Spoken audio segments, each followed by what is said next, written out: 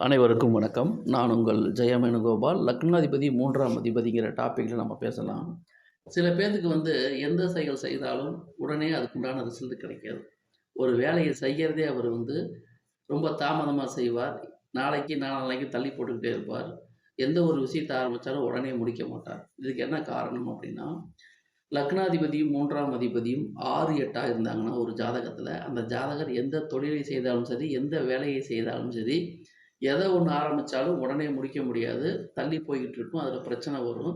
அப்ப இத ஏன்டா ஆரம்பிச்சோங்கிற மாரி எண்ண ஓட்டங்கள்லாம் ஓடும். இதுக்கு காரணம் லக்னாதிபதின்னு சொல்லப்படுகின்ற கிரகமும், 3ஆம் அதிபதின்னு சொல்லப்படுகின்ற கிரகமும் ஒரு ஜாதகத்தில் 6, 8 இருந்தா இப்படித்தான் நடக்கும். இதை தவிர 3ஆம் பாவத்துக்கு செவ்வாய் சம்மந்தப்படாமல் இருந்தாலும், செவ்வாய் 3ஆம் பாவத்தோடு சம்மந்தப்பட்டு பாதிக்கப்பட்டிருந்தாலும், அந்த ஜாதகருக்கு உரிய நேரத்தில் சில விஷயங்களை செய்ய முடியாது. இவை முழுக்க முழுக்க பொதுவான தகவல்கள். நன்றி.